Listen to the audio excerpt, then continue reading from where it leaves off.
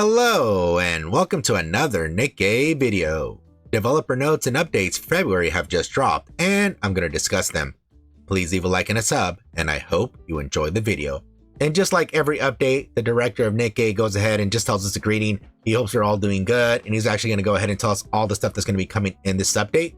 Which the first thing is going to be on the content update here. I'm going to go ahead and read it. It says, special story proposal and development progress. In the previous developers video, I've introduced our plans for 2024. Among them, the new story content special story has been added to the schedule.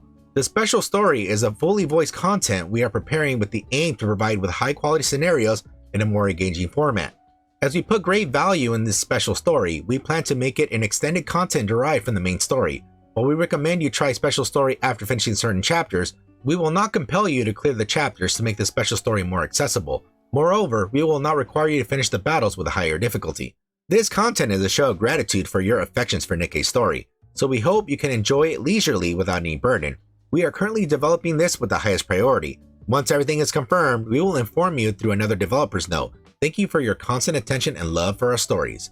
Alright, so now heading back to this special story here, I'm really liking that they're actually going to be expanding the story. There's a lot of spots in the story that unfortunately the game did not touch. Since the story mostly revolves around the commander and the counter squad, I mean, there are a lot of spots in the story that unfortunately had to go to the wayside. Maybe you could expand on the exotic crew, you know, Crow, Viper, and Jackal there, to show a little bit more of what they were actually doing. I mean, and maybe they could also elaborate a little bit more on Uni and what she was doing on her end there.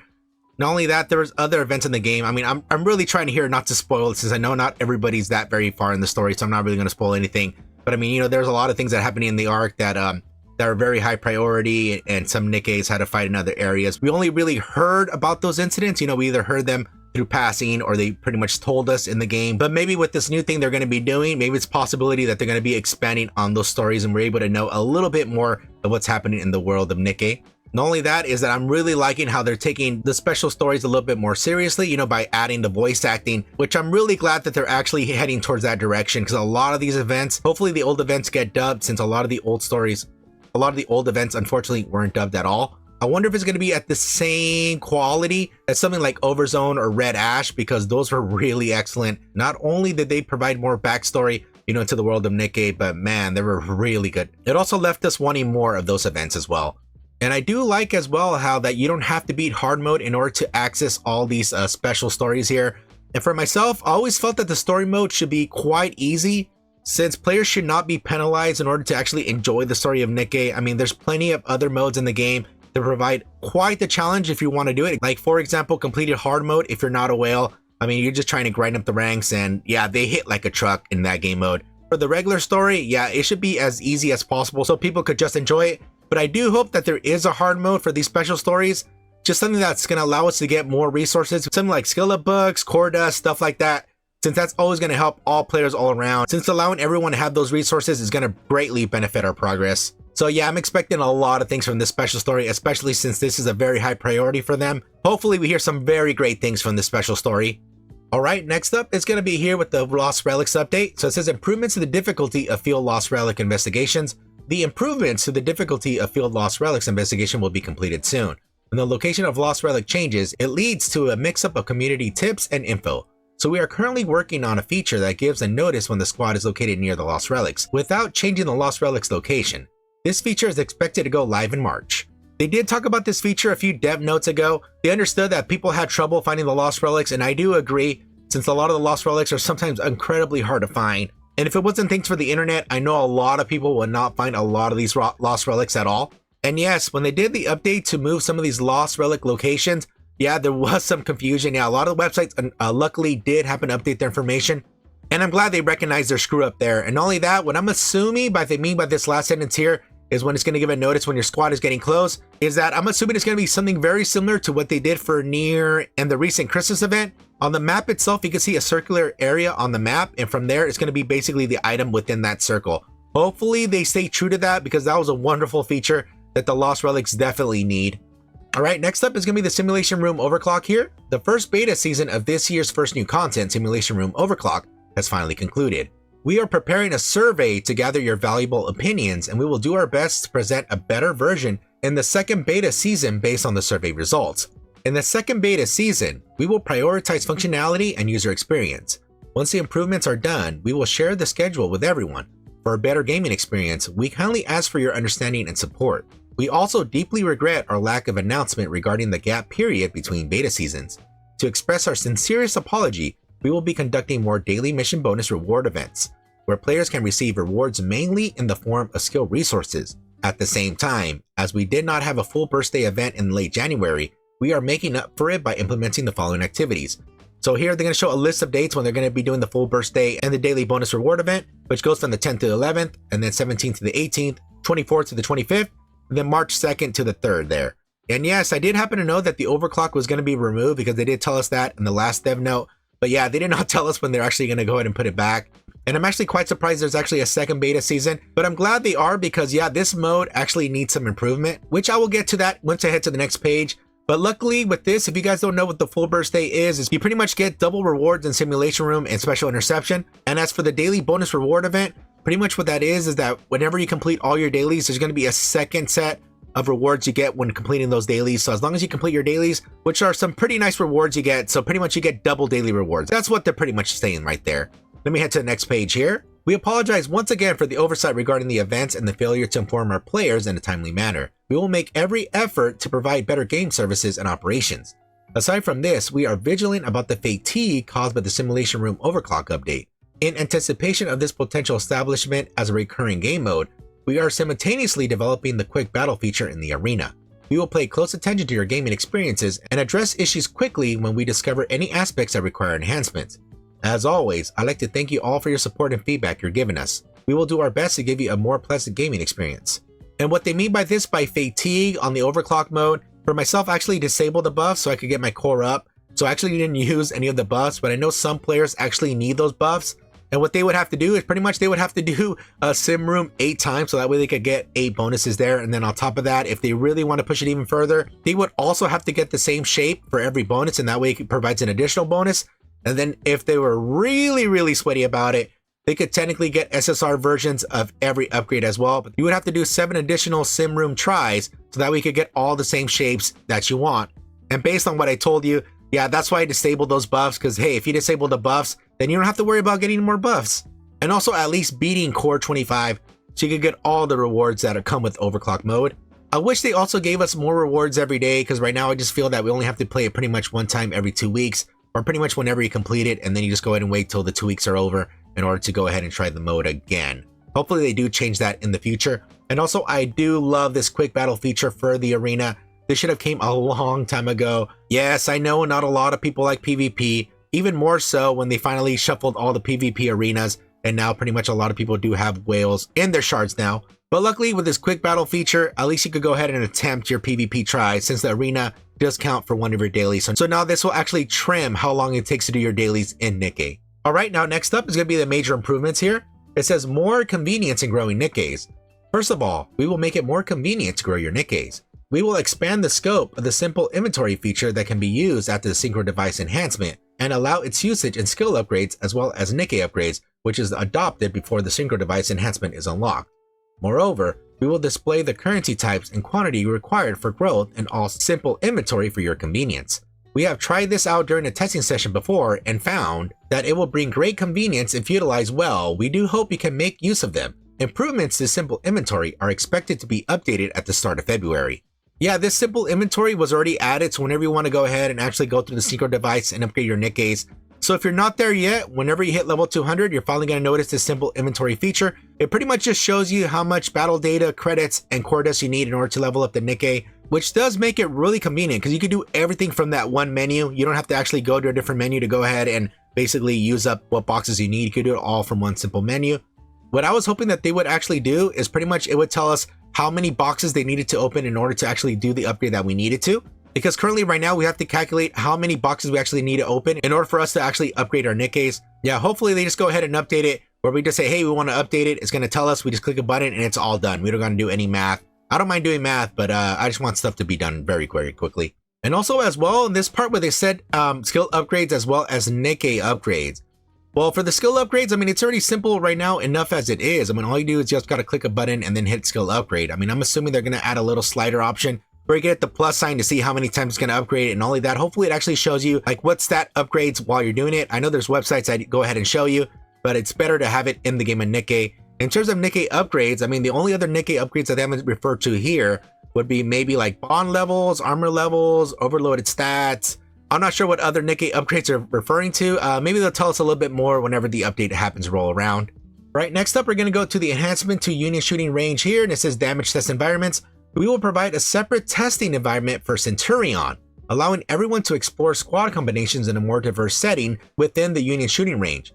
At the same time, we will make minor adjustments to display in the shooting range info, such as the code. We hope players who enjoy exploring squad combinations will be pleased by this update. This improvement is also set to be launched in the start of February. Alright, so I don't know exactly what they mean by this Centurion. I'm assuming it's a new shooting range mode here. Yeah, because we don't actually have a mode or a Nikke called Centurion. So I'm assuming it's a brand new thing for this advanced shooting range here. And all of that, I am loving that they're giving us more diverse and expand settings. Hopefully, some of these expand settings would be like, we can actually determine what Nikke levels our team is actually comprised of, what skill levels they are, what bond levels they are, what armors they have, either they have the overloaded or non-overloaded, what overloaded stats are actually comprised of them. Not only that, also the enemy types, how many numbers of enemies, all that stuff. Hopefully they let us have all those options, because I'll be honest right now, the current shooting range is actually very, very poor for testing. Yes, I made a few testing videos, for a few of the Nikkes, but it's actually very, very horrible as an actual testing metric, since there's a lot to be desired. Not only that, there's very, very little things we can actually control. So hopefully the stuff I just mentioned right now actually gets implemented into this advanced shooting range, because we desperately need it. Giving more information to the player is always of the utmost importance. Oh, I just thought of this, and I'm actually recording this in post, but I think it might be a boss mode. It's very, very possible that might be a boss mode, since I know there's, I think, a classification for Centurion, I believe. I might be wrong, but anyways, it might be a boss mode as well. Sorry about that. And for this little minor update that they're doing to the current shooting range, I'm assuming they're just going to be messing with the current rankings and the codes. Yeah, so depending on what code you have, which is pretty much the element they're referring there. So it's the fire, wind, iron, stuff like that. They're going to be doing something. They didn't really say what, but it's going to be something small. I'm assuming they're just going to be making it a little bit more clear there. All right, next up, we're going to be looking at more information on quick battles here on the archive hard stages. It says, now I'd like to share improvements on the event archives. At the beginning of February, we will introduce the quick battle feature for the hard stages in archives to make it easier to watch the epilogue. As stage clear rewards are not included in archives, it may lead to some inconveniences in the normal stages.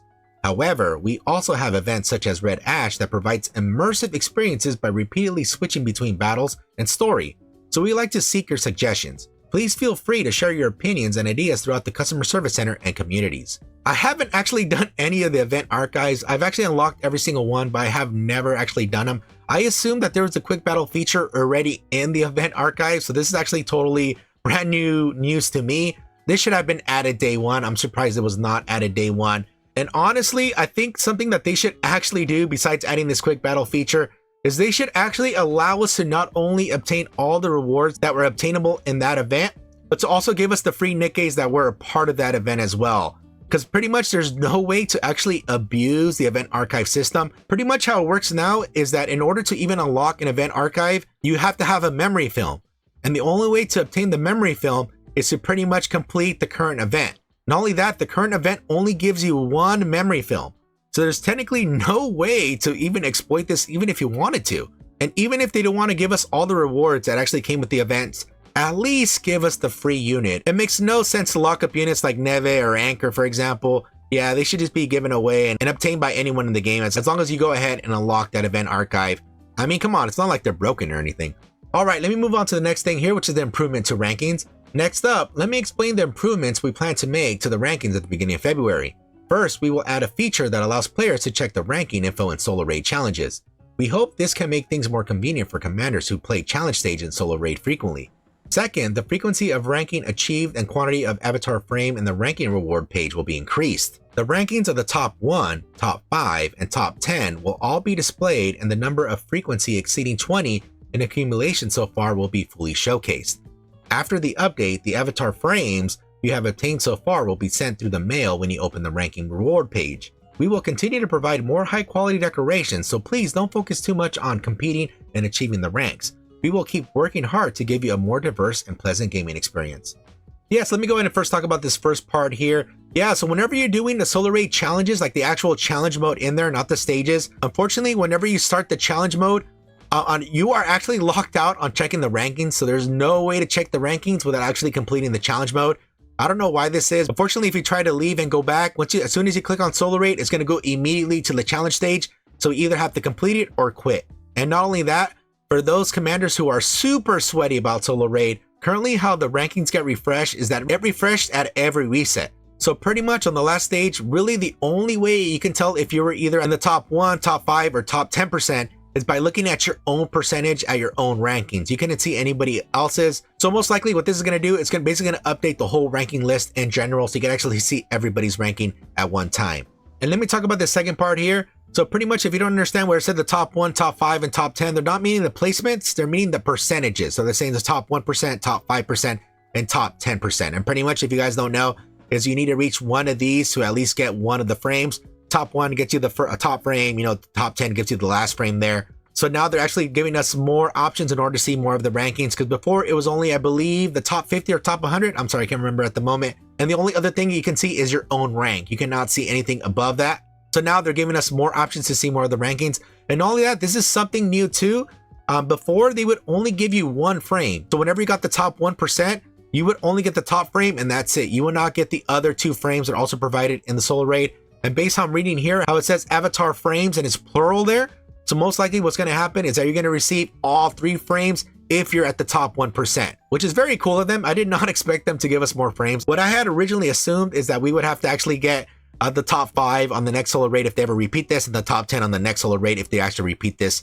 Yeah, that's what I assumed originally, but I'm glad they're going to be doing that as well. Of course, at the end, they did say, to please don't make it too sweaty, but I already know, despite what they're saying down here, people are going to really sweat this and all of that. They said they're going to give us better quality of frames as well. It says high quality decorations, which right now the only decorations that we get is currently the frames, unless they do something, with the outposts or something like that we permanently get an item there. If they do happen to add that, hopefully it's not any of this like top 1 or top 5 stuff. Hopefully they give it to like maybe the top 50% or something like that. That way more people have a chance to actually get this high quality decoration there. All right, let me move on to the next section here, which is going to be the February content update. The Perfect Maid event will commence as we add the Maid and Valentine to archives in the start of February. In the new event, a timid maid and the most righteous maid will appear in the Maid for You squad to spend a wonderful Valentine's Day with the commander. As for what kind of characters will show up and what stories will unfold, we invite you to look forward to it. I had actually made a prediction that the Maid and Valentine was going to be brought to the archives because Maid and Valentine was released in last February, so it makes sense to go ahead and release it for this new event. And the Maid and Valentine's event was pretty much starring cocoa and soda there, and they were pretty much trying to make the perfect chocolate, and there's a special ingredient. I won't spoil it, but yeah, it was a pretty lovely event there. Let me go ahead and move on here to the more of the February updates. It says, other than that, we will conduct the skill reset event and introduce the new boss, Crystal Chamber, whom you will be able to meet in advance in Solar Raid. The update may be a small one, but it contains new and fun mechanics. We hope you'll anticipate what's in store for you. The main scenario of 2024 will revolve around the surface investigation. During this time, new friends will join us, and stories of some existing companions will unravel. Unexpected encounters and incidents will occur as well. Some fun and interesting stories are already in the planning stages, and we can't wait to present them to you. At the end of February, the beginning of this story, chapter 27 and 28, will be updated along with the new lost sector. Okay, let me go ahead and talk about the skill resets first. Finally, they're giving us skill resets.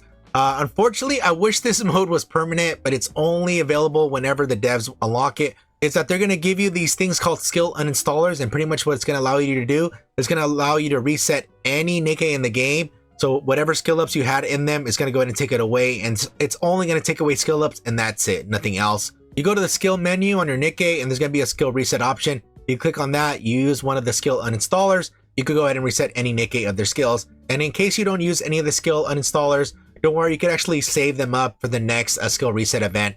Hopefully one day they do make it permanent.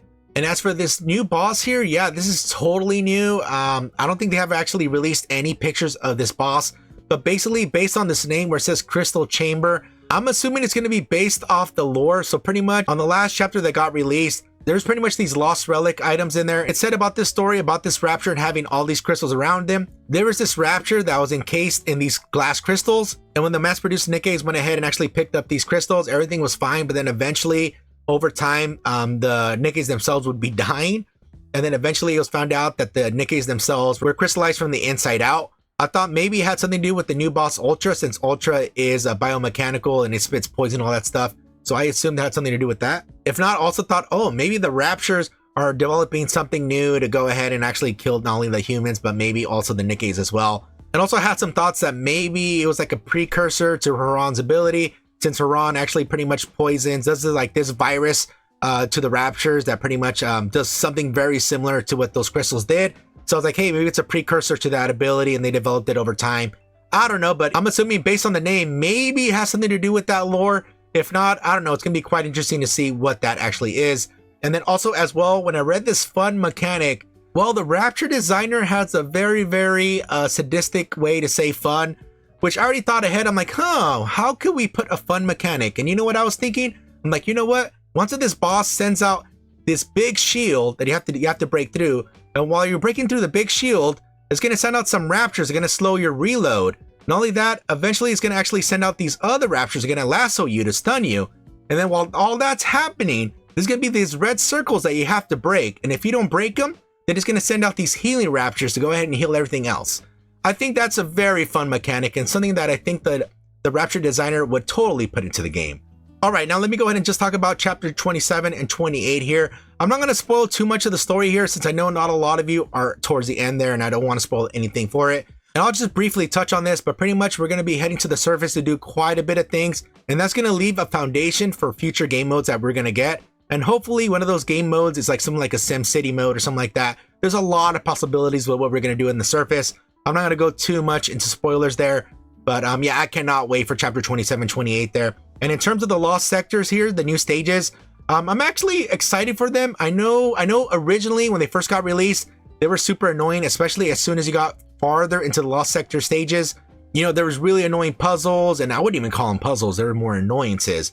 But I think they actually learned their lessons from those lost sectors, and now they're actually a more smoother experience now. So hopefully they continue with that train of thought, and I can't wait for the new lost sector stages there. All right, now let me go to this last paragraph here. Although we're no perfect director and development team, no words can encapsulate our love for Nikke. We will keep progressing to do our utmost to deliver an excellent gaming experience. We will strive to keep this sincerity going and convey our feelings to all of you. The weather is quite cold. Please take good care of yourselves and be careful not to catch a cold. May your year be a healthy and joyful one. We are earnestly thankful for the love you've given to Nikke, the Goddess of Victory Nikke team. So yes, I mean, not a lot of things are going to be happening in this February update, but I'm glad at least they're either putting some stuff in the update, you know, some improvements as well, or if not, laying the foundation for the stuff that's going to be coming in March or in April. You know, all the foundation is going to be there. But I can't wait for the new special stories eventually when they're going to come out. Luckily, they're going to be this year. But yeah, they haven't told us really when they're going to be coming out. But luckily, they're going to be fully voiced. And they are actually putting a priority in those special stories. And I really hope one of them involves Uni, because Uni is great. And she did nothing wrong. The lost relics, you know, being improved. I can't wait for us to easily find them in the game. Yeah, I know there's websites, but I hate going to the websites and having it on a second monitor or on a second screen in order to see where they're at. I just want everything being done in game, so I don't have to actually go to a different source to find that information there. They're going to be improving the overclock mode, which is fantastic. So once they release that survey, please do take the survey. Give your thoughts on the mode, what improvements they can do. Hopefully it's something we do every day instead of basically once every 2 weeks. Because I feel like pretty much once you're done with the mode, it's pretty much going to be collecting dust until the second week rolls around. And also I do accept their apology by letting us have a lot of free bonuses. So, you know, on the full birthday and also the daily bonus, so we get double daily rewards there. I'm glad they're giving us more of that stuff as well. Also, a lot of new improvements, conveniences, like doing new conveniences for the skill upgrade. You know, giving us a brand new shooting range. Hopefully, it's as good as I think. We desperately need a really good shooting range so we can actually test the Nikkes more thoroughly. Not only that, I'm actually quite shocked they're actually giving us more frames for the solo raid. Yeah, I didn't think they would actually do that. I was assuming that, yeah, we would only get 1 frame per solo raid and we would have to like keep getting the other ones, you know, by either lowering our rank or we could actually choose which one we wanted to. But yeah, it looks like they're going to give us all the frames all at once. And I wonder what other high quality decorations they're going to give us. I mean, there's a lot of implications with that. Also, the new boss, Crystal Chamber. I mean, yeah, I can't wait to see what it is. I mean, there's a lot of thoughts in my head. But yeah, I mean, I just really want to know what it actually does, but I can't wait. And all of that, that's a new solar raid boss as well, which is very similar to what they did for Ultra. I believe Ultra, they put as a solar raid boss first, and then eventually they actually did it on one of the chapters, or maybe it's vice versa. I don't quite remember, but I did remember facing Ultra in solar raid, and he was pretty easy at that time. We'll see how Crystal Chamber is whenever that Rapture is released, and all of that as well. The 2 new chapters that are being added, I cannot wait to see what else happens in Nikke's story. Of course, again, I do not want to spoil anything for those commanders that haven't reached the last 2 chapters. Let's say there's a fan favorite character that appears at the end. I cannot wait to see what adventures that character had. And of course, the dev team being always grateful for everybody playing the game, you know, everybody supporting it, giving their feedback, both positive and negative, since all of that feedback will always go into improving the game. So please never stop giving your feedback. You know, whenever you give your feedback, please let it be constructive, because that way they actually take your suggestions seriously and actually get through to more people than, you know, basically being pissed off and just cussing them out. Hopefully you guys are excited for this update. I would really like to know what your most favorite things on this update is, or what other update you think they could bring to the game, or maybe some other update you feel that should already be in the game. I would really like to know. Hopefully you enjoyed the video. I'm Scrublord, and I'll see you on the next one.